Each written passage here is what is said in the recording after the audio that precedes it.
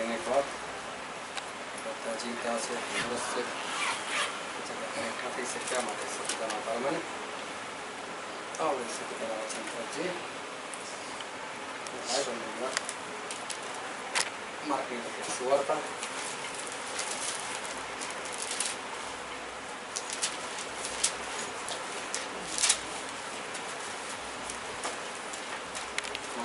સુવાર્તા પહેલો છે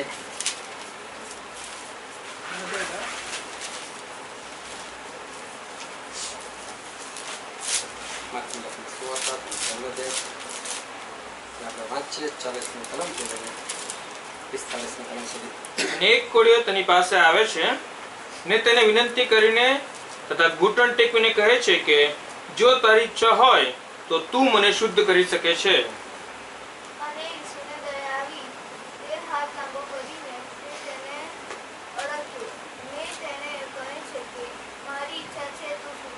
અને તરત તેનો કોળ ગયો તેને શુદ્ધ થયો અને તેણે સખત તાકીદ કરીને તરત તેને બહાર મોકલ્યો. અને તે તેને કહે છે કે જોજે કોઈને કંઈ કહેતો ના, પણ જઈને પોતાના યાજકને દેખાડ અને જે કંઈ મૂસાએ ફરમાવ્યું તેનું તારા શુદ્ધિકરણને લીધે તેઓને માટે સાક્ષી તરીકે અર્પણ કર. પણ તે નીકળીને જઈને તે વાત એટલી બધી પ્રગટ કરવા તથા ફેલાવા લાગ્યો કે ઈસુ ફરી શહેરમાં ઉઘાડી રીતે જઈ ન શક્યો, પણ બહાર ઉજ્જડ જગાઓમાં રહ્યો અને લોક ચોમેરથી તેની પાસે આવતા હતા. ઈશ્વર પિતાનું વાંચિત વચન આપવા માટે પુષ્કળ આશીર્વાદિત છે અને ઈશ્વર પિતાનું વચન સત્ય છે. બાઇબલની અંદર લખેલું છે કે તમે સત્ય જાણશો અને સત્ય એ તમને મુક્ત કરશે. ચોક્કસ ઈશ્વર પિતાનું વચન આપણને રોજે રોજ એક આઝાદી તરફ લઈ જાય છે, કારણ કે આપણા ઈશ્વર એ જીવન આપનાર ઈશ્વર છે અને પુષ્કળતાનું જીવન આપણા ઈશ્વરે આપણને આપેલું છે. અને પ્રભુ શું કહે છે પણ ખરા કે તેઓને જીવન મળે અને તે પુષ્કળ મળે માટે હું આવ્યો છું, અને માટે આપણા ઈશ્વર એ પુષ્કળતાનું જીવન આપે છે. અને પ્રભુ ઈશ્વરનું વચન કહે છે કે માર્ગ પણ હું છું, સત્ય પણ હું છું અને જીવન પણ હું છું. અને માટે પ્રભુ ઈસુ ખ્રિસ્ત એ તો જીવન છે. પ્રભુ ઈસુ ખ્રિસ્ત આપણને જીવન આપે છે. પ્રભુ ઈસુ કે જેના નામની પાછળ એક શબ્દ લાગે છે કે ખ્રિસ્ત. ખ્રિસ્ત એ કોઈ પ્રભુ ઈસુનું નામ નથી, પ્રભુ ઈસુનું કામ છે. અને માટે પ્રભુ ઈસુના જે કામ હતા એ કામને કારણે પ્રભુ ઈસુની પાછળ એક ખ્રિસ્ત શબ્દ લાગે છે કે મસીહા શબ્દ લાગે છે. ખ્રિસ્ત એટલે કે બચાવનાર અને છોડાવનાર. અને એવા વ્યક્તિએ એવા ઈશ્વરે આપણને પુષ્કળતાનું જીવન આપેલું છે. એવા ઈશ્વરે આપણને જીવન પૂરું પાડેલું છે. અને એ એવું કે છે કે તેઓને જીવન મળે અને તે પુષ્કળ મળે માટે હું આવ્યો છું. આજે દુનિયામાં જ્યારે લોકો જીવન જીવે છે ત્યારે આપણે કઈ રીતે કહી શકીએ કે આ જીવન છે, કે કઈ બાબતને લઈને આપણે એવું કહી શકીએ કે આને જીવન કહેવાય. જે જીવન શબ્દ છે એનો ખરેખર અર્થ શું, કે જે જીવન શબ્દ છે એની ખરેખરી વ્યાખ્યા શું, કોને કહી શકાય કે આ જીવન છે.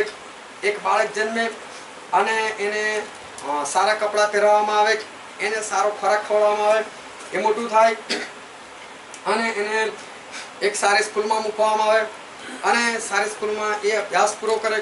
ત્યાર પછી કદાચ સારી સ્કૂલમાં જાય, સારી કોલેજમાં જાય, કદાચ સારી યુનિવર્સિટીમાં જાય અને પછી ત્યાં જઈને એની આગળનો જે કંઈ કોર્સ હોય કે આગળનું જે ભણતર હોય કદાચ પૂરું કરે અને ત્યાર પછી એ ત્યાંથી બહાર નીકળે, ખૂબ સારી નોકરી કરે, ખૂબ સારી કમાણી કરે અને પછી એનું લગ્ન થાય અને પછી એના ઘરે બાળક થાય. ફરી પાછા એ બાળકને સારી રીતે ઉછેરો, સારું ખવડાવો, એને સારું ભણાવો, એને સારી કોલેજ, સારી યુનિવર્સિટી, એને સારી નોકરી, ફરી પાછું એનું લગ્ન, ફરી પાછું એનું બાળક. આ તો એક ચક્કર છે. એ ચક્કર કદાચ આવી રીતે ચાલ્યા કરે. શું આવી રીતે એક બાળકને સારી રીતે ભણાવો ગણાવો, એને સારી કોલેજમાં એડમિશન અપાવો, સારા માર્કેનું પાસ થવું, એને સારી નોકરી મળી જવી, એને સારી છોકરી મળી જવી અને એને સારું બાળક પ્રાપ્ત થાય, શું આને આપણે એવું કહી શકીએ કે આ જીવન છે? શું જીવનની વ્યાખ્યાની અંદર ખરેખર આવું જે જીવન છે એ શું બેસી શકે કે જીવનનો અર્થ જે ખરેખર થવો જોઈએ એ જીવનનો શું છે? આ તો એક ચક્કર છે અને એક ચક્કર જે છે એ ચાલ્યા કરે છે. ખરેખર આ જે વસ્તુ છે કે સારું ભણવું કે પછી સારી સ્કૂલ કે સારી કોલેજ કે સારી નોકરી કે સારો પૈસો ને ફરી પાછું લગ્ન અને એનું બાળક અને ફરી પાછું આ ચક્કર ચાલ્યા કરવું, ખરેખર આને આપણે કોઈ જીવન ના કહી શકીએ. તમે જો દુનિયાની અંદર જેટલા બી મા બાપ છે એમાંના મોટા ભાગના લોકો એવા છે કે એ લોકો એવું જ ચાહે કે મારું બાળક જે છે એ હંમેશા એના ક્લાસમાં પ્રથમ જ આવે. મોટા ભાગના મા બાપ સિવાય કે જે લોકો આત્મિક છે કદાચ ના વિચારી શકતા હોય, પરંતુ બાકીના બધા લોકો તો એવું જ વિચારતા હોય કે મારું છોકરું સારામાં સારી સ્કૂલમાં ભણે. એ લોકો એવું જ ઈચ્છતા હોય કે મારું છોકરું જે છે સારામાં સારા માર્કે તો નહીં પરંતુ એના ક્લાસમાં હંમેશા પ્રથમ નંબર પર જ પાસ થાય. એવું મોટા ભાગના મા બાપો વિચારતા હોય. પણ ખરેખર દરેક મા બાપની આ ઈચ્છા પૂરી થાય છે ખરી?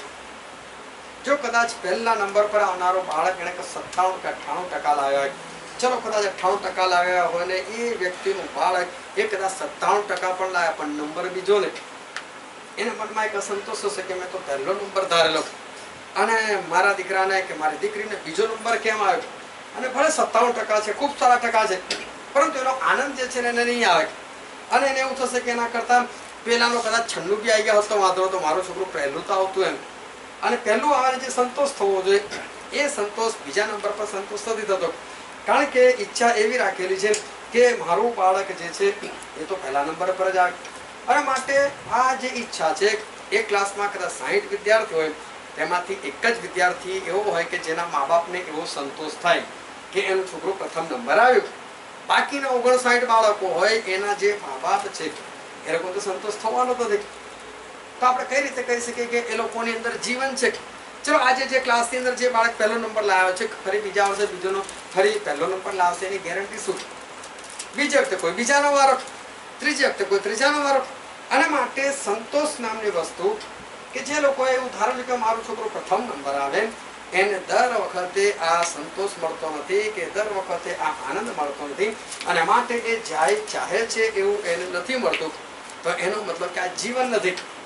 એના માટે આ જીવન જે છે એ જીવન નથી. મોટા ભાગના મા બાપ એવું વિચારતા હોય કે મારો છોકરો જે છે ભણી ગણીને મોટો એન્જિનિયર બને, કદાચ કોઈ એવું ચાહતો હોય કે બહુ મોટો ડોક્ટર બની જાય, પણ પોતાના બાળકોને લોકો આવી મોટી પોસ્ટ પર જોવા જ માંગતા હોય કે બહુ મોટી કંપનીમાં એ સારો મેનેજર હોય કે પછી એ મોટો એન્જિનિયર બની જાય કે એ મોટો ડોક્ટર બની જાય.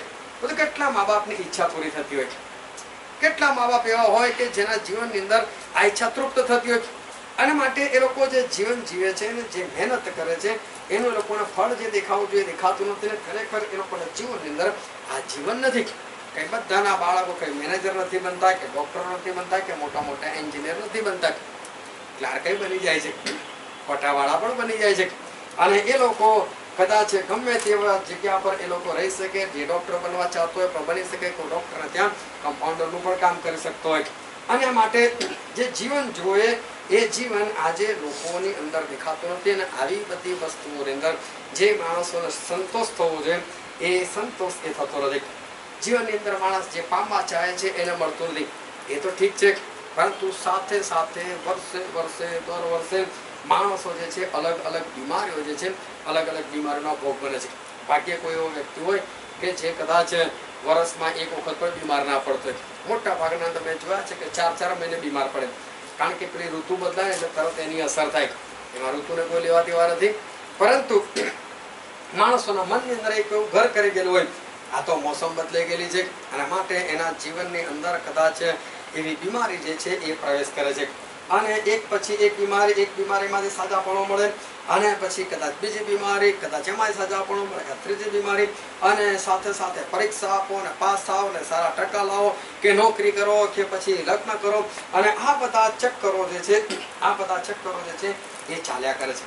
બહુ ધ્યાન રાખજો કે આમાં કદાચ સફળતા મળે કે ના મળે, બીમારીઓ આવે કે ના આવે, પણ આ બધાના ઈલાજ જગતની અંદર રહેલા છે. આ બધાના ઉપાયો જે છે સંસારની અંદર રહેલા છે. એક પરિવારે નક્કી કર્યું કે એમના બાળકને એ લોકો ચાર્ટર્ડ એકાઉન્ટન્ટ બનાવે. ચાર્ટર્ડ એકાઉન્ટન્ટ એટલે બહુ મોટી વાત થઈ, અને એની અંદર તો એડમિશન લેવા જવું હોય તો એડમિશનની બી એક્ઝામ આપવી પડે, અને એક્ઝામમાં પાસ થાય તો જ માણસને એડમિશન મળે, બાકી એડમિશન ના મળે. અને એડમિશનની અંદર પણ એની જે પરીક્ષાઓ છે એ ભાગ્યે કોઈ પાસ કરી શકે છે. એમનું બાળકે કમસે કમ 4 વખત એક્ઝામ આપી. ખાલી એડમિશન નહીં, પણ એ CA ની અંદર એડમિશન પણ ના લઈ શક્યા. એડમિશન માટેની જે એક્ઝામ છે એ પણ પાસ ના કરી શકે. એમાં ને એમાં લગભગ 3 વર્ષ વીતી ગયા. 3 વર્ષ ફાલતુમાં જતા રહ્યા.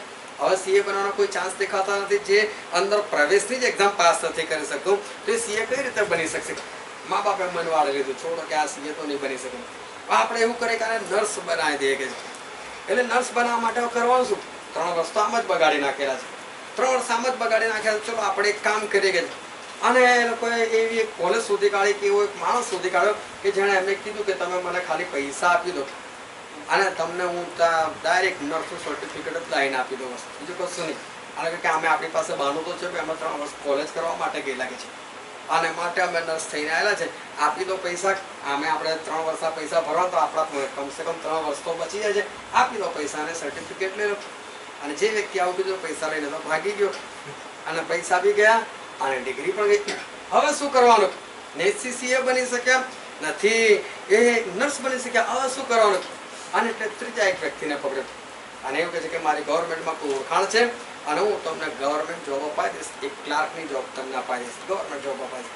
તો મને અમુક લાખ જે છે તમારે મને આપી દેવાના અને હું તમને આ પોસ્ટ પર તમને બેસાડી દઈશ અને પૈસા પણ કે છે જ્યારે તમે ખુરશી પર બેસી જાઓ ને પછી મને પૈસા આપજો, બસ.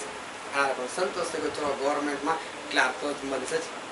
કઈના સપના જોયેલા છે? Chartered accountant.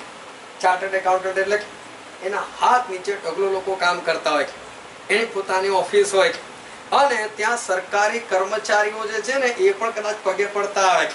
મોટી મોટી કંપનીના બોસ છે ને એ લોકો પણ ત્યાં વિનંતી કરતા હોય. એવી જગ્યાએ વિચારેલી પોતાના બાળકના માટે.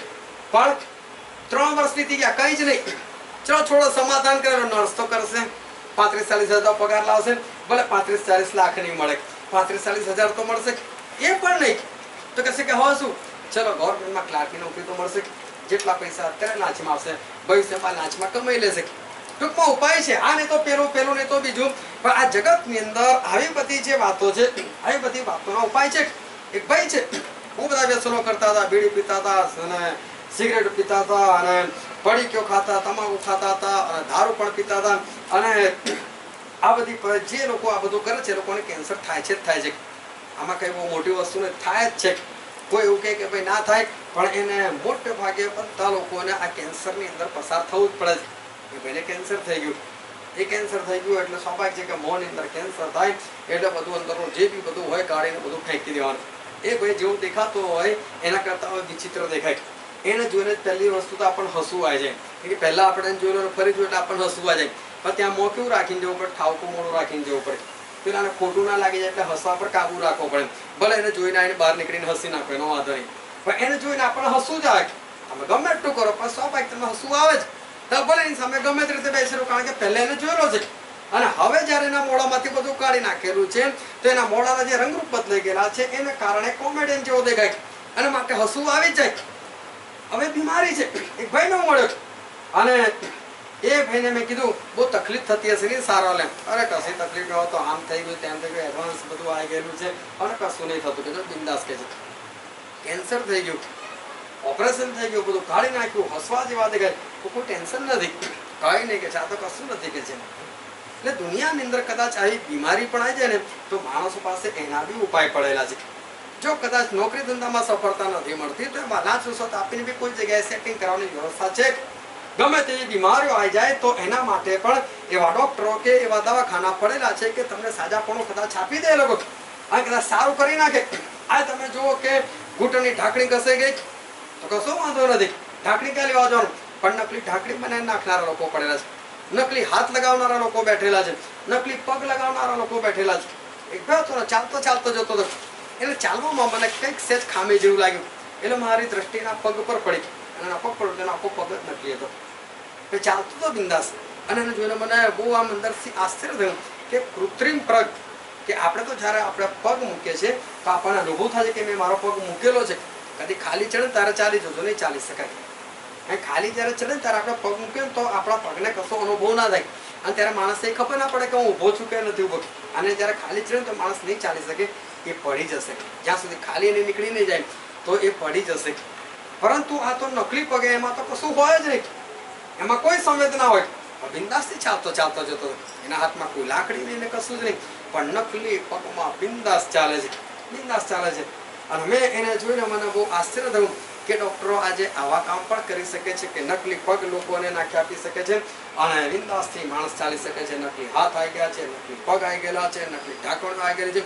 અને આવું તો ખબર નહીં કેટલું નકલી આવી ગયું છે. એક ભાઈને એટેક આવી ગયો, ઘણા વર્ષો વીતી ગયા. એટેક આવ્યા પછી અને એમના ઘરની અંદર હું બેઠેલો હતો અને ત્યાં આગળ એક ચોપડી પડેલી અને એમાં હાર્ટ એટેકને લગતી બધી વિગતો જે છે એ એના મથાળા પરથી લાગતું હતું. તો આ ચોપડી તો કે હા કે મેં દવાખાનામાં સારવાર લીધેલી ને એક દર મહિને લોકો મને આવી રીતે મોકલી આપે છે, તમારે લઈ જાઓ તો લઈ જાઓ, વાંચો કે છે બહુ સરસ છે, ખબર પડી જાય કે એટેક એટલે શું છે ને કેવું થાય ને ફલાણ. મારે લઈ જઈને આને શું કરે છે? તો કે એટેક તો તમને ભૂતકાળમાં ગયા ના, પણ હવે મને કશું નથી કહ્યું. હું બધું ખાઈ શકું, તળેલું બી ખાઈ શકું, તીખું બી ખાઈ શકું. મને ડૉક્ટરે કહ્યું તમે પહેલાના જેવા છો, તમારે જે રીતે જીવો જીવો, બિંદાસથી જીવો, તમને કોઈ તકલીફ નહીં થાય. હાર્ટ એટેક આટલી મોટી બીમારી, પણ એ બીમારીમાંથી બહાર નીકળી ગયેલા છે અને એક સામાન્ય લાઈફ જીવે છે.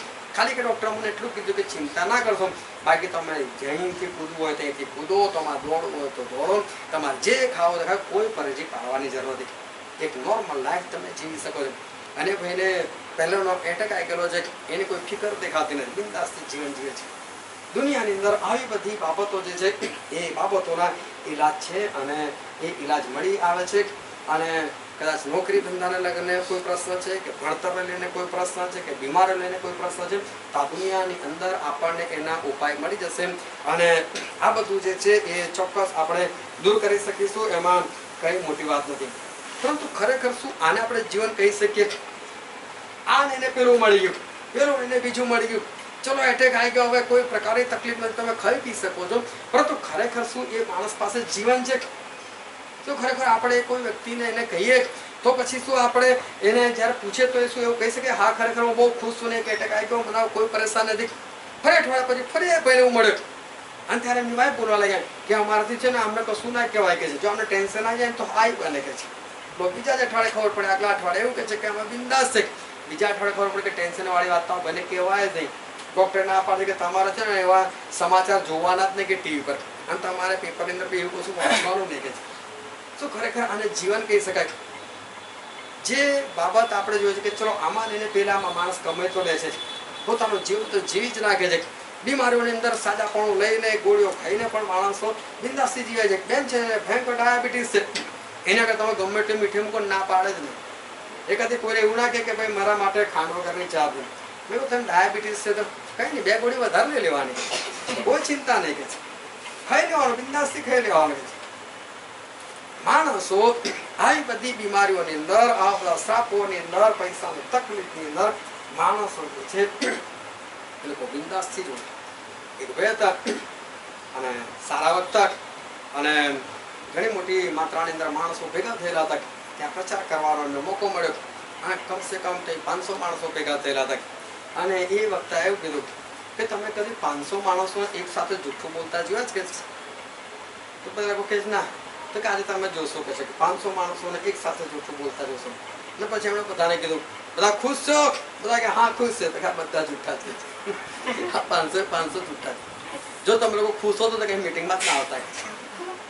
તમે લોકો એટલા માટે આવ્યા છો કે કઈ ને કઈ તકલીફ છે કે છે, એ તેમને તમે ના હતા. હમણાં જોજો કે છે મીટિંગ પછી કેટલા બીમારો મારી પાસે આવે છે પ્રાર્થના માટે કે બિંદાસથી એમણે કીધું. માણસની પાસે ખરેખર જે જીવન છે એ જીવન દેખાતું નથી.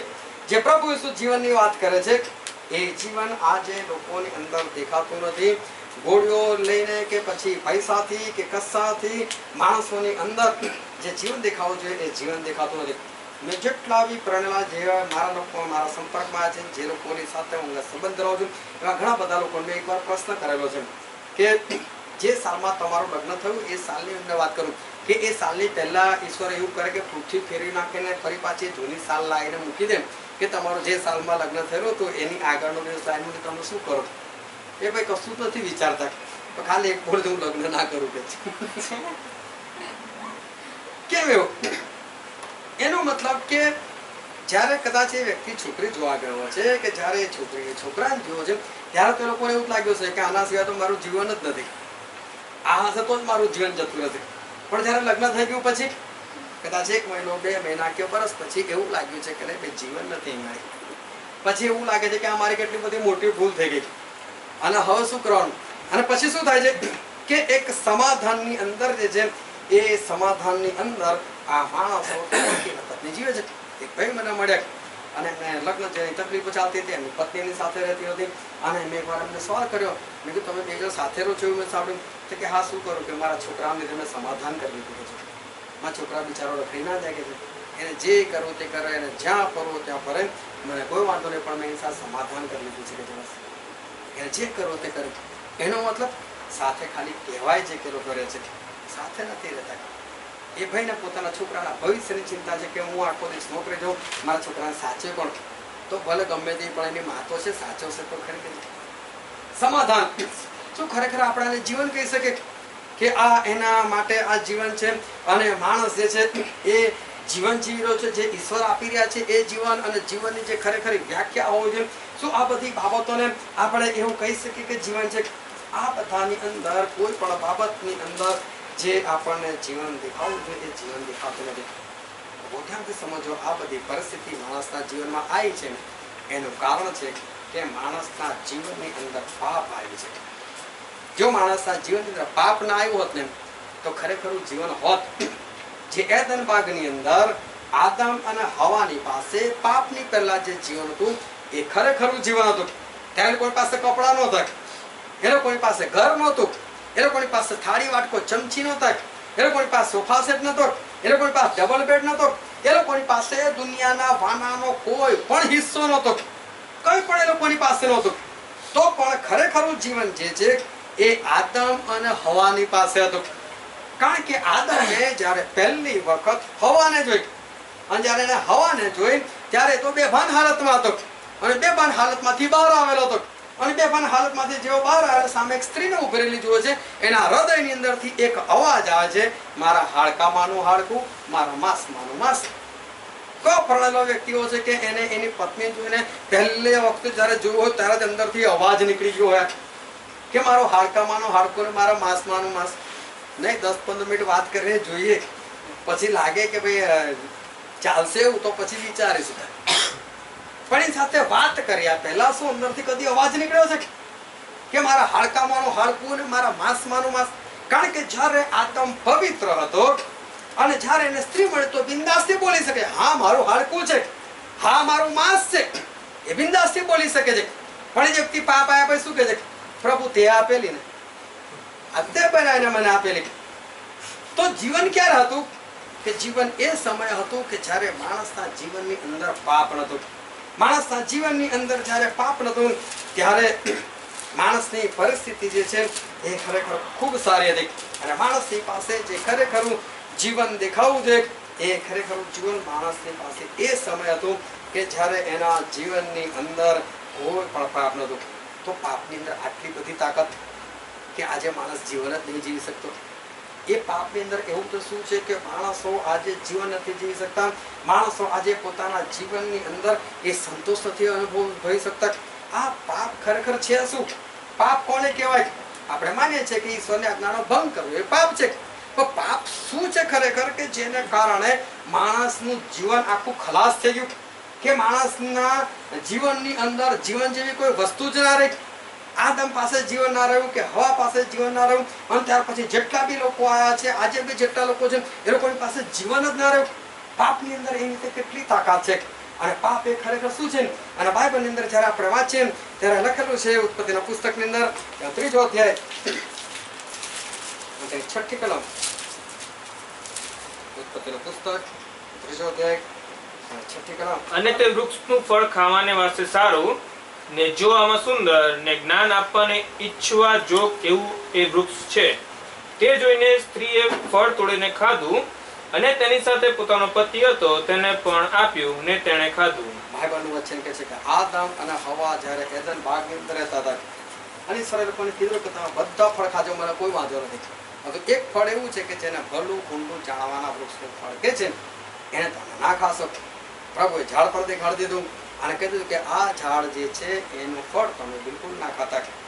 અને શેતાન જે છે એ સાપની અંદર પ્રવેશ કર્યો અને સાપની અંદર પ્રવેશ કરીને એ શેતાન એ હવાની પાસે આવ્યો અને જે સાપ છે એ સાપ હવાની સાથે વાત કરે છે અને હવાને શું કહે છે કે હવા, શું ઈશ્વર તમને બધા ફળ ખાવાની મનાઈ કરી છે? અને હવા કહે છે ના, એવું નથી. તો આ એક જ વૃક્ષ એવું છે કે જેનું ફળ ખાવાની મને મના કરેલી છે અને એનું કારણ અમને આપેલું કે જે દિવસે તમે ખાશો એ જ દિવસે તમે મરશો જ મરશો. અને અમને આજ્ઞા આપેલી છે માટે અમે આ ફળ જે છે કદી નથી ખાધા. અને શેતાને લલચાઈ કે ના, ઈશ્વર જુઠ્ઠું કહે છે. જે દિવસે તમે ફળ ખાશો એ દિવસે તમે પ્રભુના જેવા થઈ જશો, તમારી આંખો ખુલ્લી થઈ જશે, તમને જ્ઞાન મળી જશે. અને જ્યારે સ્ત્રીએ એ ફળ તરફ જોયું ત્યારે એને કેવું લાગ્યું? ફરી વાંચો 6ઠ્ઠી કલમ. અને તે વૃક્ષનું ફળ ખાવાને વાસ્તે સારું ને જોવામાં સુંદર ને જ્ઞાન આપવાને ઈચ્છવા જોગ એવું એ વૃક્ષ છે. બાઇબલ જોવામાં સુંદર કે છે, એને જોઈને બહુ સુંદર લાગ્યું. પાપ જે છે હંમેશા માણસને પહેલા બહારથી આકર્ષે છે. એ બહારથી એને આકર્ષણ પેદા કરે. જો આય તું મારી પાસે, તું મને પ્રાપ્ત કર. અને જ્યારે પાપ એ માણસ એ લઈને કરી નાખે છે ત્યાર પછી એના જીવનની અંદર, એના શરીરની અંદર આ પાપનો કાંટો કે પાપની અશુદ્ધતા એ એના જીવનની અંદર એ પ્રવેશ કરે છે. બધું પહેલા કેવું હોય છે? પહેલા તો બહાર હોય છે. એ બહારથી એવું કહે છે કે તું મને લેખ. અને જેવું હોવાય ફળ જેવું તો એને સુંદર દેખાયું, એને સારું દેખાયું. એને એવું લાગ્યું કે આને ખાઈશ, મને જ્ઞાન મળી જશે, મને બુદ્ધિ મળી જશે. અને એ લઈને એ સ્ત્રીએ આ ફળ જે છે એ ફળને ખાધું. પાપ હંમેશા પહેલા બહારથી આકર્ષણ કરે છે. આટલું કરી નાખ ને, આટલું જોઈ લે ને, આટલું આમ કરી નાખ ને, અને પછી જે હશે એ જોયું જવાશે. પણ જેવું હવાએ ફળ ખાધું એના સરની અંદર અશુદ્ધતાની શરૂઆત થઈ. એના સરની અંદર એક દુર્ગંધની શરૂઆત થઈ. એના સરની અંદર એક ડાઘ આવી ગયો. એના સરની અંદર એક ગંદકી આવી ગઈ. અને એણે એના પતિને પણ ફળ આપ્યું. એણે જ્યારે ફળ ખાધું તો એને પતિને શું કામ આપ્યું? એના પતિને નહોતું આપવું જોઈતું, પણ પતિને એણે કેમ આપ્યું? કારણ કે હવે પતિ પર પ્રેમ જ નહોતો રહ્યો. ફળ ખાધા પહેલા શું હતું? પ્રેમ હતો. પણ જેવું ફળ ખાધું ને પ્રેમ જતો રહ્યો. હું પાપી અને મારો પતિ પવિત્ર, હું તો મરવાની, પણ આને બી લઈને જવાની. અને એટલે શું કહે? લે ભાઈ તું બી ખા ફળ. અને એને પણ ફળ આપ્યું. અને આદમે પણ ફળ ખાધું. અને આદમે ફળ ખાધું એને તરત ખબર પડી ગઈ કે હવે મારી સાથે શું કરેલું છે. હવે શું છે કે એકવાર બંધાઈ ગયેલા છે, હવે કશું બી કરી શકે એમ નથી. છૂટવાની કોઈ સંભાવના નથી. હવે શું છે કે ત્યાં નિભાવવાનું છે, તો હવે સમાધાન કરવું જ પડશે. સમાધાન કરીને માણસ જીવન જીવે છે. પણ એ આદમ મરી ગયો છે ને ત્યાં સુધી એને હવા યાદ આવતી હતી. જો આના ફળ ના ખવડાવ્યું હોત ને તો આજે મારે ખેતી ના કરવી પડત, આજે મારે બળદોને આમ ના કરવું પડતું, આજે મારે ઘાસ કાપવાના માટે ના જવું પડતું, આજે મારે પરસેવો ના પાડવો પડતો. ભલે ને કદાચ ઘર આવીને એનું નાનું બાળક જોઈને એકવાર અચાનક ખુશ થઈ જાય, પછી ફરી પાછું યાદ આવે આના માટે બી મારે કપડાની વ્યવસ્થા કરવી પડશે ને, આને બી તો મારે કંઈક કરવું પડશે ને. એટલે શું થાય કે એની અંદર જે જીવન દેખાવું છે એ જીવન ના દેખાય. એને જે સંતોષનો અનુભવ થવો જોઈએ એ સંતોષ એની અંદર દેખાય નહીં. કારણ કે હવાએ એની સાથે શું કરેલું છે એને ખબર છે. તો હવે આદમ જે છે એ આદમની અંદર પણ પાપ છે અને હવા જે છે એ હવાની અંદર પણ પાપ છે. પાપ જે છે દિવસે દિવસે માણસોની અંદર એ વધતું ગયું અને આ જે એક ડાઘ જે શરીરની અંદર પડેલો એ ડાઘ આજે પ્રસરતો ગયો છે. એ અશુદ્ધતા છે, અશુદ્ધતા પ્રસરતી ગઈ અને આ જે માણસ માથાથી લઈને પગના તળિયા સુધી એ પાપથી કેવો છે? ભરાઈ ગયેલો છે. જો કોઈ માણસ એવું કહી શકે કે મારા પગલા જે છે એ પાપ તરફ નથી ગયા, જો કોઈ એવું કહી શકે કે મેં મારા હાથને પાપ કરવાથી રોકેલો છે, જો કોઈ એવું કહી શકે કે મેં મારી આંખને પાપ કરતા મેં રોકેલી છે, જો કોઈ એવું કહી શકે કે મેં મારી જીભને રોકેલી છે, કોઈ એવું કહી શકે કે મેં મારા કાનને રોકેલા છે, અરે શરીરનું એક અંગ જે એ જમાનામાં કદાચ એક ડાઘ પડ્યો, પરંતુ આજે માણસો જે છે એ માથાથી લઈને પગના તળિયા સુધી અશુદ્ધ થઈ ગયા છે. એ લોકો પાપિષ્ટ થઈ ગયેલા છે અને માટે આજે દુનિયામાં કોઈ પણ એવો વ્યક્તિ નથી જે એવું કહી શકે કે મારા અંગમાંનું કે મારા હાડકામાંથી મેં આટલી વસ્તુ એવી બાકી રાખી છે કે જે હજુ પણ પવિત્ર છે. એવું કશું જ રહ્યું નથી. અને માણસ આજે માથાથી લઈને પગના તળિયા સુધી એ કેવો થઈ ગયેલો છે? અશુદ્ધ થઈ ગયેલો છે, અશુદ્ધ થઈ ગયેલો છે. આ દુનિયાની અંદર જુઓ કે ભલે દવાઓ હોય, આ દુનિયાની અંદર જોઈએ કે ભલે લોકો બિંદાસથી જીવતા હોય, મોટા મોટા રોગની સાથે ને લોકોને કોઈ પડેલી ના હોય. જેમ મેં વાત કરી, કોઈ ડાયાબિટીસ વાળા બેન એ બિંદાસથી કહે તમે જે બી આપો બિંદાસથી ખાઈ નાખે, બસ 2 ગોળી વધારે લઈ લેવાની, મને કોઈ ચિંતા નથી, મને કશું જ ના થાય. ભલે લોકો રોગ સાથે બધા જીવતા હોય. તમે જુઓ બ્લડ પ્રેશર ખરેખર છે શું? આપણા શરીરની અંદર એક એવી પેટી આવે છે જેને હું દેશી ભાષામાં કહું છું પેટી, ડોક્ટરની ભાષામાં ખબર શું કહેતા હશે, એ આપણા જે બ્લડનું સર્ક્યુલેશન છે એને કંટ્રોલમાં રાખે છે કે ક્યારે એને મારે વધારે દોડાવવું છે, ક્યારે મારે એને ઓછું દોડાવવું છે, અને કેટલું હોવું જોઈએ એ બધું એ મેન્ટેન કરે છે. એને મીઠા સાથે કોઈ લેવા દેવા નથી. તમે રોજ મીઠાના ફાંકા મારો એનાથી એને કોઈ લેવા દેવા નથી. પણ જો એ ડબ્બી એકવાર બગડી જાય પછી માણસ કશું જ નથી કરી શકતો. પછી માણસ પોતાની રીતે એ બ્લડને કંટ્રોલમાં રાખી નથી શકતો, બ્લડ પ્રેશર કંટ્રોલમાં રહેતું નથી. અને ત્યાર પછી ડોક્ટરોએ દવા શોધેલી છે કે આ દવા તમારે નિયમિત રોજ લેવી, સમયસર લેવી, અને પછી ખાવા પીવા માટે આપણને કહે છે કે આટલી તમારે પરેજી પાડવાની. એટલે માણસ શું કરે કે ખાય પીવે એટલે એનું જે હૃદય એના જે બ્લડનું પ્રેશર છે એ કંટ્રોલમાં કદાચ રહે. જ્યાં ડાયાબિટીસ થઈ ગયું છે એ એક જાતની પેટી આવે છે કે તમે ગમે એટલું મીઠું ખાઓ, મીઠું એટલે કે મીઠાશ, અને તમારા શરીરની અંદર જેટલી મીઠાશ જવી જોઈએ એટલી જ કન્વર્ટ કરીને અંદર મોકલશે. બાકી બધી જે મીઠાશ છે એને મારી નાખશે. અને તમે મીઠું નહીં પણ ખાઓ તો પણ શરીરને જેટલી મીઠાશ હોય છે ને એટલી કન્વર્ટ કરીને બનાવીને એ અંદર મોકલશે. અને એ તમારું સંતુલન જે છે શરીરની અંદર જાળવી રાખે છે. પણ એ જો પેટી બગડી જાય ને પછી માણસ કશું ના કરી શકે. એ જેટલું મીઠું ખાય ને એટલું બધું મીઠું ડાયરેક્ટ શરીરની અંદર જાય, માટે શરીરને તકલીફ પડી જાય. અને જો ભૂખ્યો રહી જાય તેના શરીરમાંથી બધી મીઠાશ નીકળી જાય અને માટે એને તકલીફ થઈ જાય.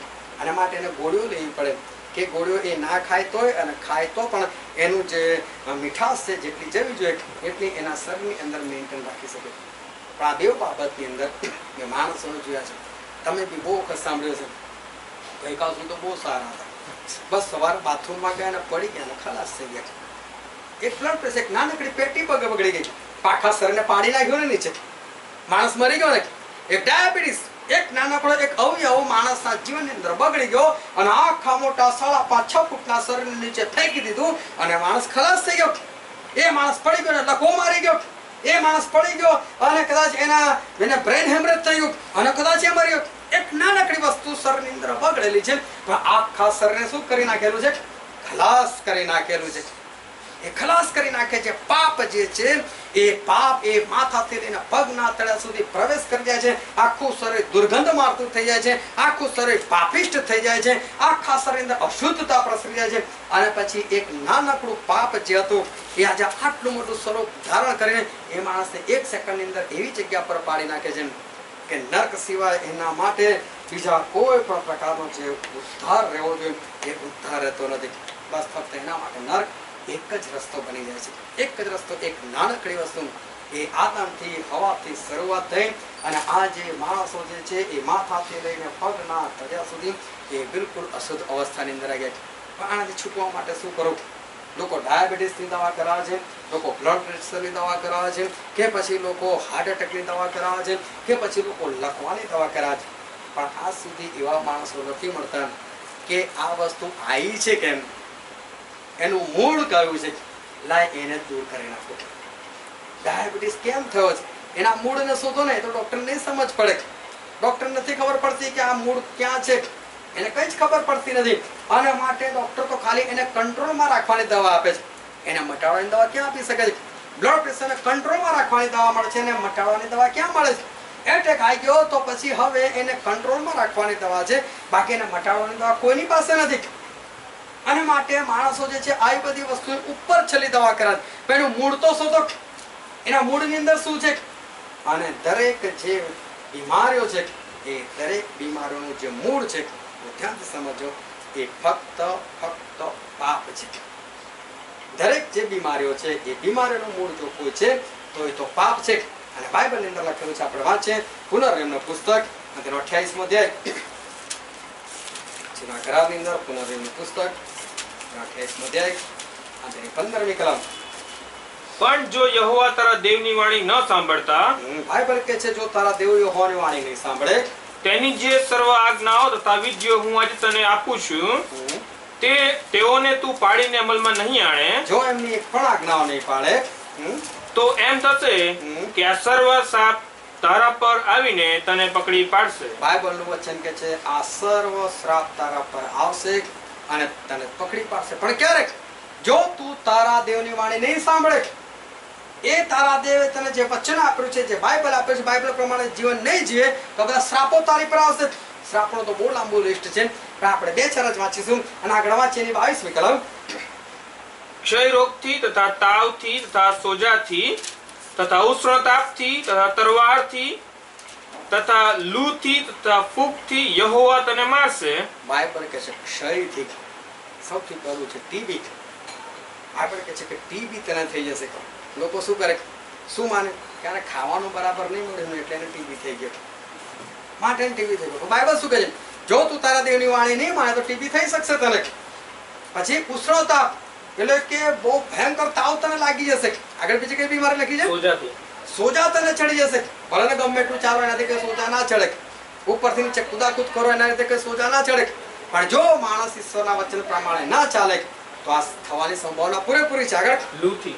લૂથી મારશે. ગમે એટલો તડકો હોય પણ તડકાનો મતલબ એવો નથી કે લૂ લાગી જાય, પણ ઈશ્વરની વાણી નહીં સાંભળે તો પછી લૂ લાગશે જ લાગશે. ફૂગથી. ફૂગથી મારશે યહોવા તને. અને આગળ આપણે વાંચીએ 27મી કલમ.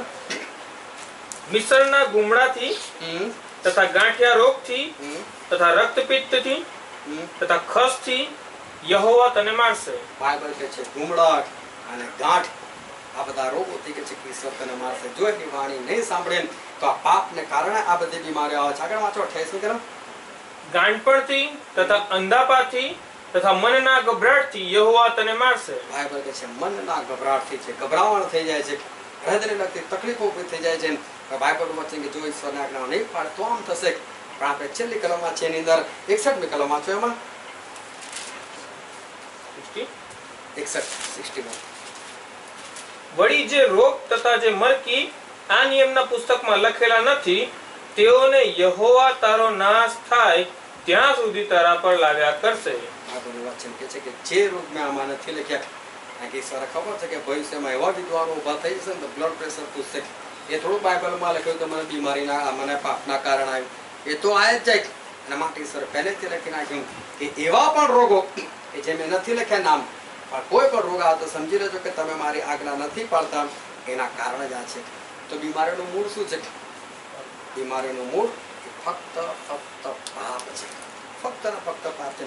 એક આંટી મારા ઘરે આવે, બાળકો બહુ નાના હતા, અને આવીને એમણે કીધું કે મને આવી બીમારી લાગી ગઈ છે, અને એમણે એનું કારણ પણ આપી દીધું. કાલે આ જગ્યા પર ગયેલી ત્યાં તડકામાં ફોરીને ફલાવા કરેલું, અને મારું છોકરું જે છે એકદમ અચાનક દોસ્તી બોલ્યું આવું નહીં કે પાપના કારણે બીમારી આવે છે.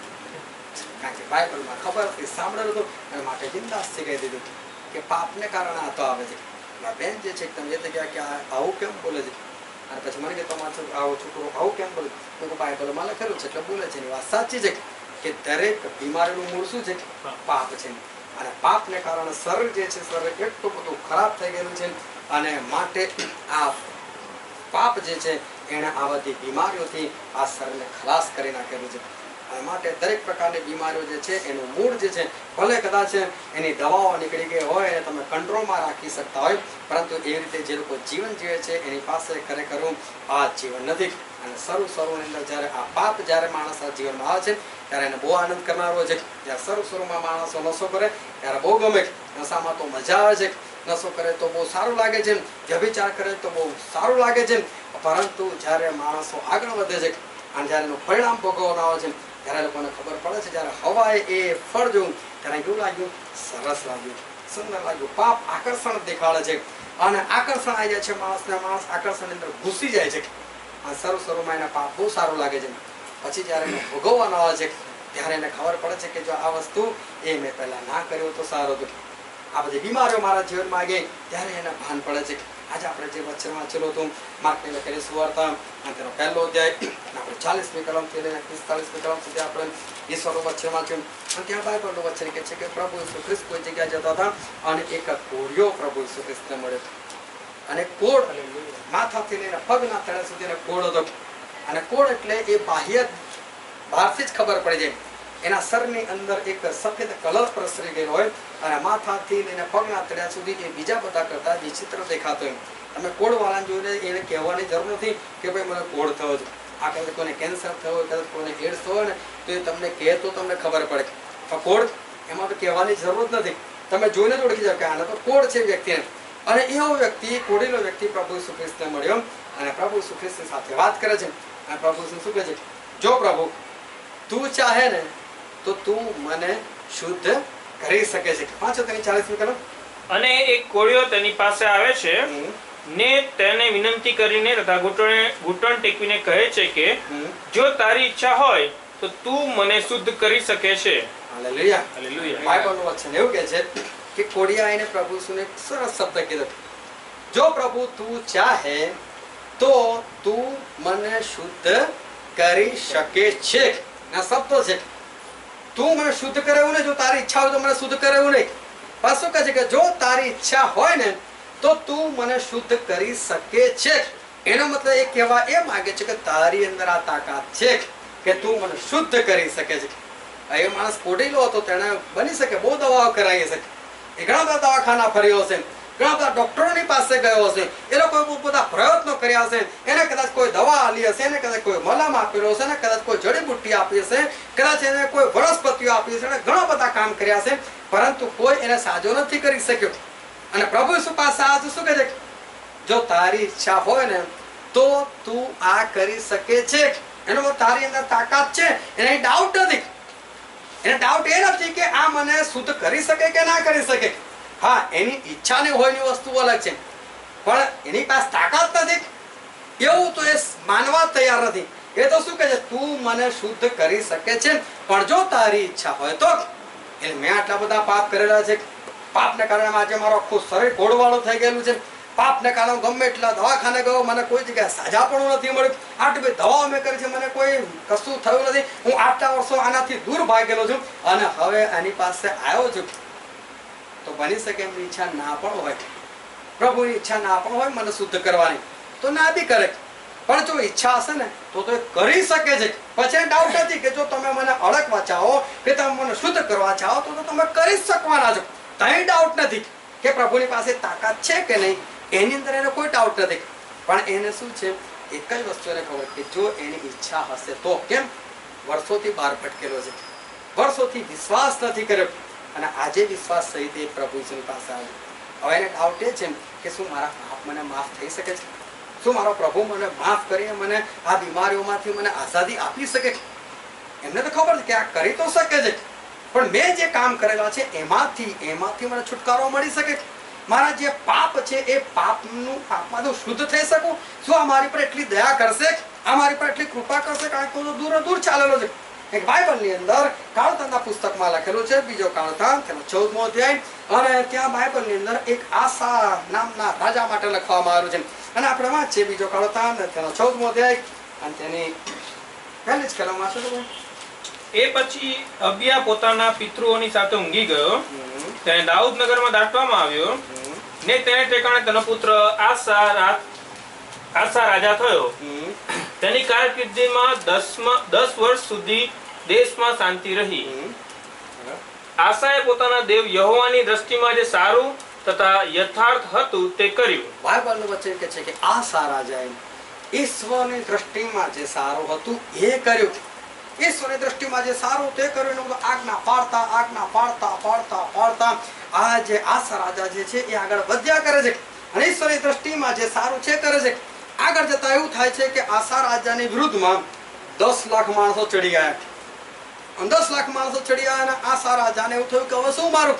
આસા રાજાએ પ્રાર્થના કરી, પ્રભુ તમે તો કે બળવાનની સામે નિર્બળને સહાય કરો છો, તમે તો મદદ કરનાર ઈશ્વર છો, અને આજે મારી સામે આટલા બધા લોકો ચડ્યા છે, પ્રભુ શું કરું?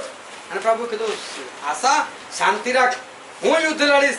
અને પ્રભુ ઈસુ ત્યાં યુદ્ધ લડ્યા, અને સામે 10 લાખને ખતમ કરી નાખ્યા, અને આસા રાજાને કંઈ જ થવા દીધું નહીં. આસા રાજાની સેનામાંનો એક પણ વ્યક્તિ મર્યો નહીં, અને સામેના 10 લાખ લોકો હતા એમાંથી એક પણ બચ્યો નહીં. તો ત્યાંથી સમજવા જેવી વાત છે કે આ કોડ જ્યારે પ્રભુ ઈસુ પાસે આવ્યા ત્યારે ક્યારે આવ્યો? કે જ્યારે માથાથી લઈને પગના તળિયા સુધી કોડ થઈ ગયો. શું કોડ એક સાથે છે ને આખા શરીરમાં નથી ફેલાતો, એ શરૂઆતમાં એક નાનું ટપકું હોય છે. એ ટપકું ધીરે ધીરે ફેલાતા એ માથાથી લઈને પગના તળિયા સુધી પ્રસરી જાય છે. ત્યાં સુધી માણસો એને દબાવવાનો પ્રયત્ન કરે છે. એક ભાઈ તો એને કોડ થઈ ગયેલો હતો, એને મને કીધું કે સાહેબ મારા માટે કંઈ કરો ને, મને કોડ થઈ ગયેલો છે. પણ એને વિશ્વાસ નામની કોઈ વસ્તુ નહીં. મેં કહું ભાઈ જો તું તારું જીવન પ્રભુ સોંપે તો પ્રભુ સ્વા કરી શકે છે, બાકી અમારા હાથની તાકાત નથી. મને કેવું નહીં, કોઈ સીધો રસ્તો દેખાડો ને જીવન સોંપ્યા વગરનું. મારે તો ગલ્લા પર બેસવાનું અને મારા તો પાન પડીકો જ વેચવાનું છે. મેં કહું પહેલાં તો તમારે જ બંધ કરી દેવું પડે, જો પ્રભુ તમે જીવન સોંપો તો. એ ભાઈ ના પાડી દીધી. પાનના ગલા પર બેસતા રહ્યા પણ પેલો કોડ એવો પ્રસરી ગયો. આજે એનો છોકરો બેસે છે. હવે ભાઈ ઘરની બહાર નીકળતા એને શરમ લાગે છે, કારણ કે પહેલા તો કોડના કોઈ જગ્યાએ ડાઘ હતા, હવે આખા શરીરની અંદર પ્રસરી ગયો છે.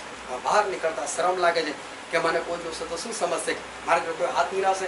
ગલા પર બેસતા બી કેટલા માટે લાગે છે કે ઘરાકો નહીં આવે, કોડ વાળો વ્યક્તિઓ કોઈની પાસે કશું લેવા માટે જાય.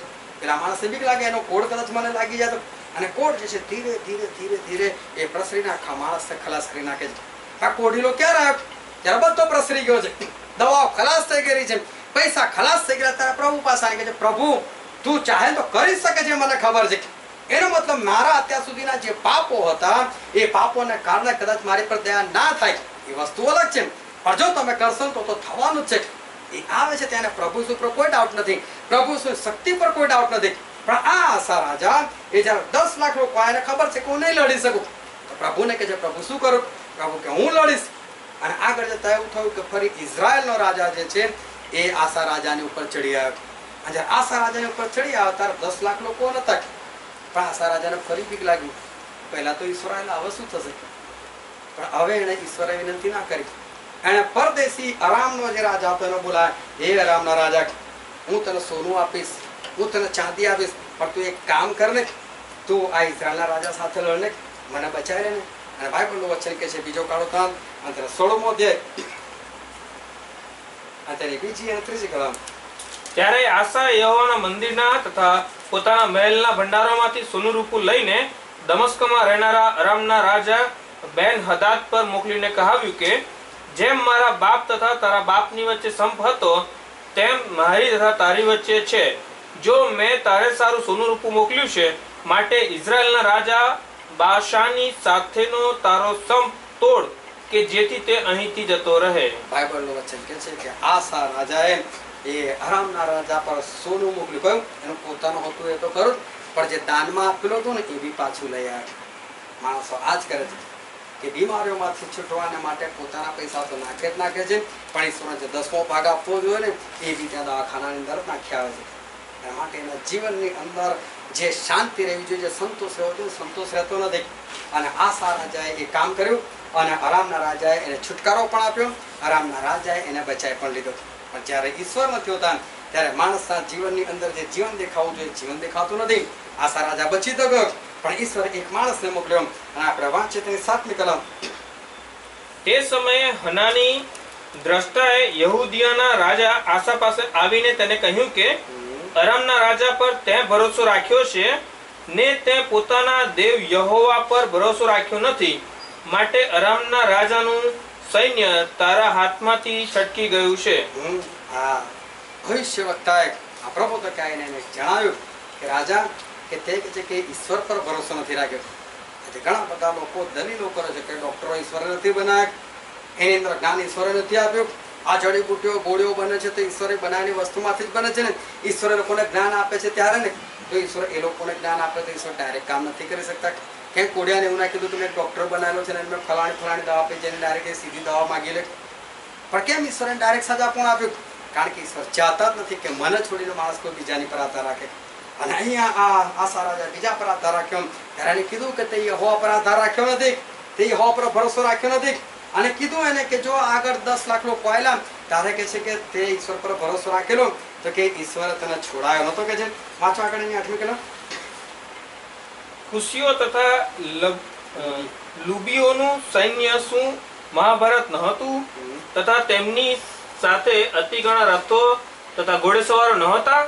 તો પણ તે યહોવા પર ભરોસો રાખ્યો હતો, માટે તેણે તેઓને તારા હાથમાં સોંપ્યા. કેમ કે યહોવાની નજર આખી પૃથ્વીનું નિરીક્ષણ કર્યા કરે છે, જેથી જેઓનું અંતઃકરણ તેની તરફ સંપૂર્ણ છે તેઓને સહાય કરીને પોતે બળવાન છે એમ દેખાડી આપે. બાઇબલનું વચન કહે છે કે એને ભવિષ્યવક્તા દ્વારા પ્રબોધક દ્વારા એને ખબર આપવામાં આવી કે રાજા તે ખોટું કર્યું છે, તે ઈશ્વર પર ભરોસો કેમ ના રાખ્યો. અને આ વખતે જે પાપ થઈ ગયું છે એ પાપને કારણે જો આસા રાજા નમી ગયો હોત અને આસા રાજાએ નમીને પ્રાર્થના કરી કે પ્રભુ મને બચાવો, મારાથી ભૂલ થઈ ગઈ અને મેં આ જે અરામના રાજાને સોનું રૂપું આપ્યું ને પૈસા આપ્યા, મેં ભૂલ કરી નાખી, પ્રભુ મને માફ કરો, તો કદાચ આસા રાજા બચી જાય. પણ પાપ જે છે દેખાયું, એના તરફ આકર્ષિત થયો, બચી પણ ગયો એને છુટકારો પણ મળી ગયો, પરંતુ પાપનો ડાઘ જે છે એના શરીરની અંદર લાગી ગયો. અને જ્યારે એને કહેવામાં આવ્યું કે તે પાપ કર્યું છે ત્યારે એણે માન્યું નહીં. પણ એ સમયે એણે ઈશ્વરના ઘણા બધા લોકોની સતાવણી કરી. અને ત્યાર પછી લખવામાં આવ્યું છે બાઇબલના વચનની અંદર તેની 12મી કલમ, તેને પોતાની કારકિર્દીના 39મા વર્ષમાં પગમાં દર્દ થયું. એ દર્દ બહુ ભારે હતું, તો પણ પોતાના દુઃખમાં તેણે યહોવાની નહીં પણ વૈદ્યોની સહાય લીધી. બાઇબલનું વચન કહે છે કે એના 39મા વર્ષમાં એને શું થયું? પગમાં દર્દ થયું. 3 વર્ષ સુધી ઈશ્વરે રાહ જોઈ. 36મા વર્ષે એણે પાપ કર્યું. 36, 37, 38 3 વર્ષ સુધી એના પાપની અંદર કાઢ્યા. ત્યાં સુધી પ્રભુ રાહ જોતા રહ્યા કે આજ માફી માગે, કાલ માફી માગે. 3 વર્ષની અંદર માથાથી લઈને પગના તળિયા સુધી આ કોડ જે છે, આ પાપનો જે કોડ છે આખા શરીરની અંદર પ્રસરી ગયો. અને ત્યાર પછી બી પ્રભુ પાસે આવતો નથી. બાઇબલ શું કહે છે? એનું દર્દ એટલું બધું ભારે હતું, તો પણ એને કોની સલાહ લીધી? વૈદ્યોની સલાહ લીધી, પણ યહોવાની સલાહ ના લીધી. કેટલું સ્પષ્ટ લખેલું છે. માણસો કેમ આંધળા બની જાય છે અને કેમ એ લોકોને ખબર નથી પડતી કે ઈશ્વર શું કહેવા માંગે છે. આટલું સ્પષ્ટ તો કીધું કે ઈશ્વરની સલાહ ના લીધી અને વૈદ્યો પાસે ગયા, માટે ઈશ્વર પર નારાજ થઈ ગયા. 39મા વર્ષમાં એને પગમાં દર્દ થયું. આગળ વાંચો. તે પોતાના પિતરોની સાથે ઊંઘી ગયો. બાઇબલ કહે છે મરી ગયો ને પોતાના કારકિર્દીના 41મા વર્ષમાં મરણ પામ્યો. 41મા વર્ષમાં મરણ પામ્યો. 39, 40 અને 41 3 વર્ષ વૈદ્યોની પાછળ ભાગ્યો. કયો છુટકારો એને મળ્યો, કયું જીવન એને મળ્યું, કઈ શાંતિ ને મળી, પણ ખલાસ થઈ ગયો, મરી ગયો, મૃત્યુ પામ્યો. તો ધ્યાનથી વચન સમજવાની જરૂર છે કે પાપને કારણે બીમારી આવે છે. કયો ડોક્ટર એવો છે કે જે તમારું પાપ દૂર કરી શકે? કઈ એવી દવા છે, કઈ એવું ઇન્જેક્શન છે, કયું એવું ઓપરેશન છે કે જે તમારા શરીરમાંથી પાપને કાઢીને ફેંકી નાખે? એ બીમારીનું જે મૂળ છે કાઢીને ફેંકી શકે છે કોઈ એવું? કોઈ નથી. આ કોડીઓ આવે છે પ્રભુ ઈસુની પાસે ને કહે છે કે પ્રભુ આ તો તું જ કરી શકે, બીજા કોઈની તાકાત નથી. તું એકલો જ છો પ્રભુ. તારી અંદર જે તાકાત છે કે મેં એટલા બધા પાપ કર્યા છે એના માટે મારા આખા શરીર અંદર કોડ છે અને હું અશુદ્ધ થઈ ગયેલો છું. એને કોડની નથી પડી, પણ એને ખબર છે કે જો મને કોઈ શુદ્ધ કરી શકે તો એ તો કોણ છે? એ તો ફક્ત મારા પ્રભુ, બીજું કોઈ જ નહીં. કારણ કે બાઇબલની અંદર તો એવું લખવામાં આવેલું હતું જૂના કરારની અંદર કે જો કોઈ વ્યક્તિને કોડ હોય તો એને છાવણીની બહાર રહેવું. પણ આ માણસ તો કઈ આવ્યો છે? પ્રભુ ઈસુની પાસે આવ્યો છે. અને પ્રભુ ઈસુની પાસે આવીને કહે છે કે પ્રભુ જો તું ચાહે, તારી મરજી હોય તો તું મને શુદ્ધ કરી શકે છે. કોડો કરી તો પ્રભુ ઈસુની પાસે આવી શકે. રક્તપિતિયાઓ હતા ને તો દૂર રહીને બૂમો પાડતા હતા, હે ઈસુ અમારી પર દયા કર, અમને સાજાપણું આપ. કારણ કે લોકો અંદર છાવણીની અંદર ના આવી શકે, એ લોકો બહાર રહીને રહેવું બોલવું પડે અને કોઈ વ્યક્તિની પાસે ના આવી શકે. તો આ કોડિયો કેમનો પ્રભુ ઈસુ પાસે આવ્યો? સિમોન નામનો એક કોડિયો હતો ને, તો ફરોશી હતો. એને તો પ્રભુ ઈસુ જમવા માટે પોતાના ઘરે બોલાયેલા. અને પ્રભુ એવું કીધું કે જો માથાથી લઈને પગના તળિયા સુધી કોડ પ્રસરી જાય ને તો કોઈ તમારે એને શુદ્ધ ગણવો કે છે, તમારે એને શુદ્ધ ગણવો. તો પછી આ કોડો જો પ્રભુ ઈસુની પાસે આવ્યો છે એનો મતલબ માથાથી લઈને પગના તળિયા સુધી એને કોડ છે. અને માથાથી લઈને પગના તળિયા સુધી જો કોડ છે તો શુદ્ધ છે. તો કેમ પ્રભુને એવું કહે છે કે તું મને શુદ્ધ કરી શકે છે? હાલેલુયા. એનો મતલબ એને કોડની નથી પડી, પણ જે પાપને કારણે આજે કોડ છે એ ચાહે છે કે કોડ દૂર થાય કે ના થાય, પરંતુ પ્રભુ એનું જે મૂળ છે ને એ તો ફક્ત તમે જ દૂર કરી શકો. હાલેલુયા. અને માટે કીધું કે પ્રભુ જો તું ચાહે તો મને શુદ્ધ કરી શકે. કોઈ વૈદ્ય નહીં, કોઈ ડોક્ટરો નહીં, કોઈ ઓપરેશન નહીં, કોઈ મને અંદરથી શુદ્ધ કરી શકે એવું નથી. પ્રભુ એ તો ફક્ત તમે છો જે મને શુદ્ધ કરી શકો છો, જે મને પવિત્ર કરી શકો છો. મારું જૂનું જીવન જે હતું એ ખરેખર બહુ પાપની અંદર હતું. અને કદાચ હું ખબર નહીં એવું કોઈ પાપ કદાચ મને કોઈ બતાવી શકે અને હું એને કદાચ એને કહી શકું કે આ પાપ મેં નથી કર્યું તો ખબર નહીં. બાકી મને તો એવું લાગતું જ નથી કે મને મારી પાસે આવીને કોઈ પાપની બધી ગણતરી કરીને મૂકીને એવું કહી શકું કે આમાંનો આ પાપ મેં નહોતું કર્યું. બધા જ પાપો કરેલા હતા, બધા જ પાપો. મારું જીવન બહુ ભ્રષ્ટ હતું. અને જો કદાચ પ્રભુએ મને ના પકડ્યો તો આજે હું દુનિયામાં હોત પણ નહીં, રીબે મરી ગયો હોત. કાં તો છું કે કોઈ જગ્યાએ રીબાતો હતો. એવા મારા ભયંકર કૃત્યો હતા, ભયંકર મારા દુષ્કૃત્યો હતા.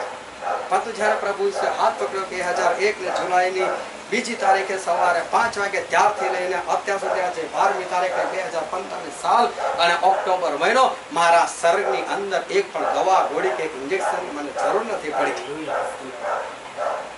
કેટલા બધા મહાન ઈશ્વર, કેટલા બધા પરાક્રમી, બાકી મારું જીવન એવું નહીં રીબાઈને મરત, પરંતુ પ્રભુએ આજે મને એ જીવન આપ્યું. જો આવા દુષ્ટ માણસને, આવા હલકટ માણસને, આવા પાપિષ્ઠ માણસને, જે માથાથી લઈને પગના તળે સુધી બિલકુલ અશુદ્ધ હતો, એની પર આટલી દયા કરે. 14 વર્ષ થઈ ગયા, આજે 15મું વર્ષ અડધું થઈ ગયું, ત્યાં સુધી એને દવા ના લેવડાવતા હોય, તો આજે કયો વ્યક્તિ છે કે જેને ઈશ્વર ના આપી શકે છે? ઈશ્વર બધાને શુદ્ધ કરી શકે છે, ઈશ્વર બધાને પવિત્ર કરી શકે છે, ઈશ્વર બધાને દવા વગર જીવાડી શકે છે. કારણ કે આ કોડવાન કહે છે, પ્રભુ જો તારી ઈચ્છા હોય તો. હું તો આજે નમી ગયો છું, બધે ફરીને આવ્યો છું, અને પ્રભુ મને ખબર પડે કે તમારા સિવાય બીજું કોઈ જ નથી. જે મારા દેવ છે ઈસુ બીજાના દેવ નથી, ઈસુ બીજાના દેવ નથી. અને માટે જે ઈશ્વર મારા છે એ બધાના છે.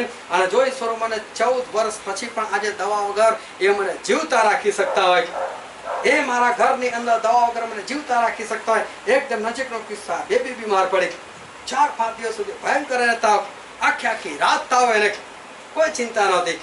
ખબર હતી કે આપણા દેવ એટલા બધા મહાન છે કે એને જીવન જ આપવાના છે, એને જીવન જ આપવાના છે, એને મારવાના નથી. પ્રભુ શું જીવન આપનાર ઈશ્વર છે. કેટલા બધા દયાળુ, કેટલા બધા પરાક્રમી. રોજ પેપરની અંદર ખબર આવે ડેન્ગ્યુ ફેલાઈ રહ્યો છે, ડેન્ગ્યુના મચ્છરોથી બચો. અને એવા સમયે અને આવી પરિસ્થિતિ, પણ ઈશ્વર કશું નથી થવા દીધું. કારણ છે કોઈ દવા ગોળીઓ લેવાની જરૂર તો ઠીક, એવો વિચાર બી ઈશ્વર નથી લાવવા દેતા. એનું કારણ છે કે આપણા ઈશ્વર જે છે એ બહુ મહાન ઈશ્વર છે. આ કોડિયાને ઈશ્વર શું કર્યું? સ્પર્શ કર્યો. હાલેલુયા. આ કોડિયાને શું કીધું? સ્પર્શ કર્યો. અને કોડિયો ત્યાંથી એકદમ શુદ્ધ થઈ ગયો, એકદમ પવિત્ર થઈ ગયો. અને પ્રભુ એને એક વાત કીધી, અને આગળ વાંચે આપણે માર્કની સુવાર્તા, તેમાં 1 અધ્યાય અને 43-44 કરો. અને તેણે સખત તાકીદ કરીને તરત તેને બહાર મોકલ્યો. બાઇબલનું વચન કહે છે કે પ્રભુ ઈસુને ભીડમાંથી એકદમ બહાર લઈ ગયા. એ તું બહાર આય મારી સાથે.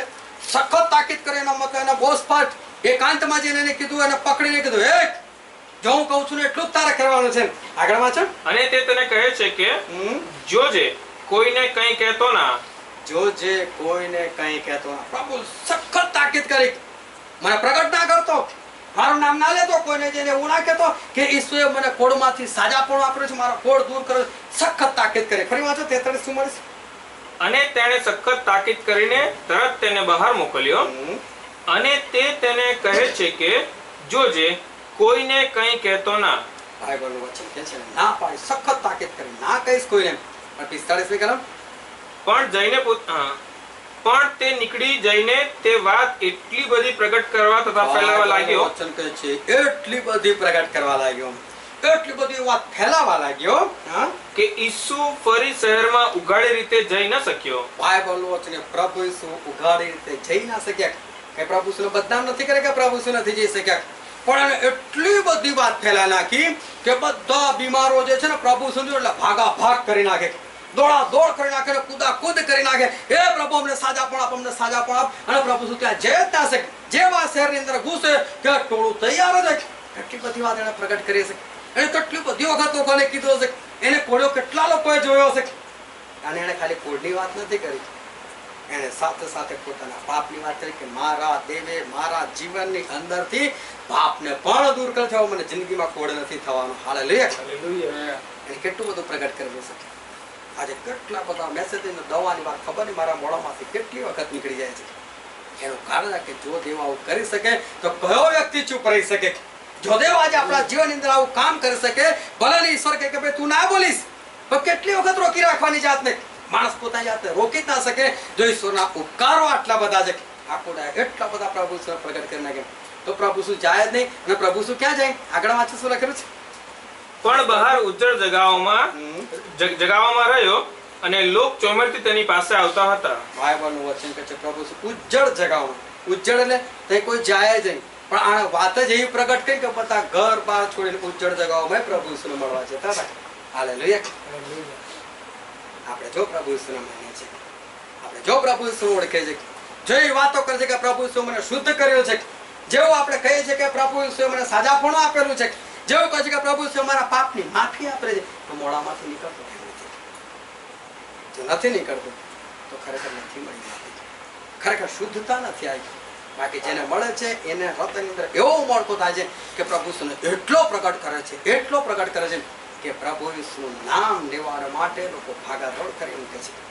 અને માટે જો ઈશ્વરે કામ કરેલું છે તો ઈશ્વર પ્રગટ કરો, જો ઈશ્વર શુદ્ધ કરો છો પ્રગટ કરો, કારણ કે આપણા પ્રભુ ઈસુ એ તો જીવન આપનાર અને પુષ્કળતાનું જીવન આપનાર ઈશ્વર છે.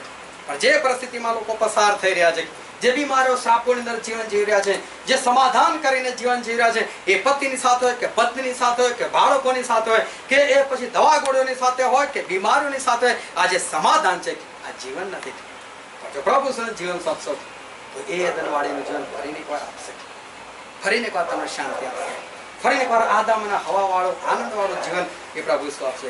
અને ત્યારે કોઈ માણસ ચૂપ નહીં રહી શકે, એ બિંદાસથી પ્રગટ કરશે, હા મારા પ્રભુએ મને જીવન આપ્યું છે એટલા પ્રભુ ઈસુનો પ્રગટ કરશે. એનું મોડું બંધ નહીં રહે. જો મોડું બંધ રહેશે તો આપણે હજુ પણ પ્રભુ ઈસુ પાસે જવાની જરૂર છે અને પ્રભુ ઈસુને કહેવાની જરૂર છે. હવે આપણે આપણા આંખોને બંધ કરી આપણા મસ્તકો એ પ્રભુ ઈસુ ખ્રિસ્તની હજુરમાં લાયા કે જે રાજાઓનો રાજા છે, જે ઈશ્વરના પરમેશ્વર છે, જે કદી બદલાતા કરે છે.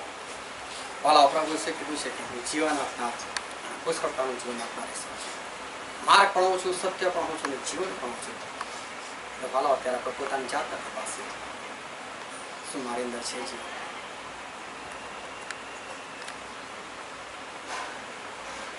શું મારી અંદર એ જીવન છે?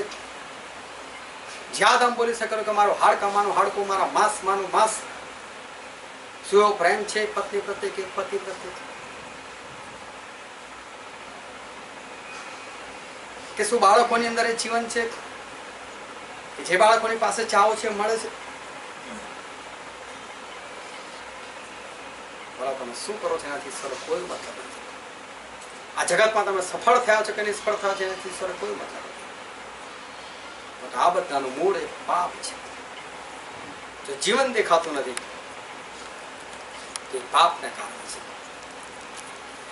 અને વાલાઓ દુનિયામાં કદાચ બીમારીઓ દૂર કરનાર લોકો મળશે, કદાચ ઓપરેશન કરાવનાર લોકો મળશે, કદાચ ગોળીઓ આપનાર લોકો મળશે, કદાચ કંટ્રોલમાં રાખનાર લોકો મળશે, તો વાલા તમારું પાપ દૂર કરી શકે એવું જો કોઈ હોય તો ફક્ત પ્રભુ ઈસુ છે. અને માટે ગોળીઓ કહે છે પ્રભુ તું આ કરી શકે છે, પ્રભુ તું આ કરી શકે. વાલો ભલે અત્યાર સુધી બહુ જગ્યા ફર્યા હોય, બહુ જગ્યા ગયા હોય, તો વાલો આ જગ્યા એક જ છે અને છે પ્રભુ ઈસુ. એમની પાસે આવીએ અને જીવન સોંપીએ અને એમની ઈચ્છા હશે તો એ તમને શુદ્ધ કરશે. અને પ્રભુ ઈસુ કદી ખોટી ઈચ્છા રાખતા નથી. એમની ઈચ્છા છે જ કે આપણે શુદ્ધ થઈએ, આપણે પવિત્ર થઈએ અને પાપરૂપી એ બીમારીનું મૂળ જે છે હંમેશાના માટે થાય. આ વચન સમજવા માટે, ગ્રહણ કરવા માટે, એ પ્રમાણે ચાલવાના માટે પ્રભુ ઈસુ ખ્રિસ્તની કૃપાનો આપણો દરેક પર થાય. Amen. Thank you, Lord. Thank you, Jesus. Thank you, Holy Spirit. પિતા પરમેશ્વર ફરી એકવાર તમારો આભાર માનીએ છીએ કે મારા મહાન કૃપાળુ દેવ, સુંદર વચન તમે મારી મધ્ય આપ્યું છે, મારો આભાર માનું છું. એ અદ્ભુત વચન તમે મારી મધ્ય આપ્યું છે, મારો આભાર માનું છું. હા પિતા પરમેશ્વર, આજે મેં મારા જીવનોની અંદર પિતા પરમેશ્વર એ પાપરૂપી મૂળને હંમેશ માટે દૂર કરીએ તેવું તમે થવા દો મારા. હા પ્રભુ, શરીરમાં આવતી બીમારીઓ તો પિતા પરમેશ્વર તમે ક્ષણમાં દૂર કરી શકો છો. Yes my Jesus. પિતા પરમેશ્વર, એથી વિશેષ મારા બાપ, અમારા સગળા પાપો પિતા પરમેશ્વર તમે ભૂસી નાખો છો મારા બાપ. માટે તારો આભાર માને છે મારા બાપ કે જેનાથી અમને જીવન મળે છે મારા બાપ, અને ભરપૂરીપણામાં જીવન મળે છે. હા મારા મહાન કૃપા, ત્યારે આજે મેં સર્વ તમારી પાસે આવે છે મારા બાપ. અમે તો પાપી મનુષ્ય છે મારા બાપ, અમે તો માટી છે, શૂન્ય છે, ધૂળ છે મારા બાપ. અમારા પાપો એટલા અતિ ઘણા છે મારા બાપ કે અમે તમારું નામ પણ લઈ શકતા નથી, કે તમારી પાસે પણ આવી શકતા નથી. પણ તમારો પ્રેમ એટલો જાપ છે અમારી માટે મારા બાપ કે તમે અમને હાથ મારીને બોલાવો છો મારા બાપ. અમારા પાપોથી ફરવાને માટે તમને બોલાવો છો મારા બાપ. એ રોગોની અંદર સજાપણું આપવાને માટે તમને બોલાવો છો મારા બાપ. હા પિતા પરમેશ્વર, અમે નાશમાં ન જઈએ પણ અનંત જીવન પામીએ માટે તમને બોલાવો છો. મારો આભાર માને છે મારા બાપ. તમારો પ્રેમ પિતા પરમેશ્વર તમે અમને આપો છો. મારો આભાર માને છે. તમે અમને પ્રેમ કરો છો. મારો આભાર માને છે મારા. એ અદ્ભુત પ્રેમને માટે તમારો આભાર માને છે. ત્યારે પિતા પરમેશ્વર, આજે તમારા પ્રેમને સમજવાના માટે પિતા પરમેશ્વર પવિત્ર આત્માથી મને સર્વને ભરપૂર કરો મારા બાપ. જેથી કરીને અમે સર્વ પિતા પરમેશ્વર અમારા પોતાના પાપો કબૂલ કરીને પિતા પરમેશ્વર આજથી પિતા પરમેશ્વર માં સર્વ નવા જીવનની અંદર પ્રવેશ કરીએ તેવું તમે થવા દો મારા પિતા પરમેશ્વર. મારા સગળા પાપોની માફી માંગે છે. મારા દરેકના પાપ તમે માફ કરો મારા. હા પિતા પરમેશ્વર, તમે કૃપા કરો, તમે દયા કરો. આ વચન સાંભળનાર દરેક જણને તમે આશીર્વાદિત કરો મારા બાપ. ને પિતા પરમેશ્વર આશીર્વાદથી ભરપૂર કરો મારા બાપ. ને વચન સાંભળીને પિતા પરમેશ્વર ફરીને કોઈ વાર કોઈ પણ પાપ ન કરે તેવું તમે થવા દો મારા બાપ. ને પોતાના જીવનની અંદરથી પિતા પરમેશ્વર એ દરેક પાપને દૂર કરે તેવું તમે થવા દો મારા બાપ. દરેકની ઉપર તમે કૃપા કરો દયા. હા પ્રભુ, તમારા નામથી તમારા લોક માટે જ્યારે ઘરના દરવાજા ખુલ્લા છે ત્યારે પિતા પરમેશ્વર તમે યોગ્ય બદલો આ ઘરના દરેક લોકને તમે વાળી આપો મારા બાપ. હા પિતા પરમેશ્વર, સાચી સમજણ બુદ્ધિ જ્ઞાન ને ડાપણ છે ઘરના દરેક લોકને તો ભરપૂર કરો મારા બાપ. આ ઘરની અંદર બધું હોય બલવંચાય, બધું સેવકો અને સંતો હોય, બધું પ્રાર્થના હોય તેવું તમે થવા દો મારા બાપ. એથી વિશેષ પિતા પરમેશ્વર આ ઘરનો કોઈ પણ વ્યક્તિ નાશમાં ન જાય પણ દરેક અનંત જીવન પામે તેવું તમે થવા દો મારા બાપ. દરેકના પાપની તમે માફી આપો મારા બાપ. હા પિતા પરમેશ્વર, તમે કૃપા કરો, તમે દયા કરો. હા પ્રભુ, યોગ્ય બદલો આ ઘરને તમે વાળી આપો મારા બાપ. ને જેમ તમે અમને પણ સહી સલામત દૂર લાવ્યા તેમ પિતા પરમેશ્વર આમ સર્વને અમારા ઘરે પણ તમે સહી સલામત દૂર જાઓ અને અમે સગડા ફરી મળે ત્યાં સુધી તમારી ભલાઈ, દયા, કૃપા, તમારી શાંતિ, તમારી હાજરી અમારા સર્વની સાથે પાસ કરવાની ટૂંકીને વિનંતી માં તારનાર ઉદ્ધાર કરતા મુક્તિ દાતા પ્રભુ ઈસુના પવિત્ર નામની અંદર સાંભળો અને માન્ય કરું મારા બાપ. આમેન. આકાશમાં મારા બાપ, તમારું નામ પવિત્ર મનાવો, તમારું રાજ્ય આવો, જેમ આકાશમાં પૃથ્વી પર તમારી ઈચ્છા પૂરી થાઓ. દિવસની રોટલી આજે અમને આપો, જેમ અમે અમારા ગુનાહ માફ કર્યા છે તેમ તમે અમારા ગુનાહ માફ કરો અને પરીક્ષામાં ન લાવો, ગુનાહથી છૂટકો કરો, કેમ કે રાજ્ય, પરાક્રમ, મહિમા સર્વકાળથી તમારા છે. આમેન. આમેન. આપણા તારનાર પ્રભુ ઈસુ ખ્રિસ્તની કૃપા, ઈશ્વર પિતાનો પ્રેમ અને પવિત્ર આત્માની દિવ્ય તથા અદ્ભુત સંગત આપણા દરેકની સાથે, તેમાં દરેક સંતોના સેવકોની સાથે અને ઇઝરાયલ પુત્રોની સાથે હમણાંથી લઈને સદા સર્વકાળ સુધી વધુ. આમેન.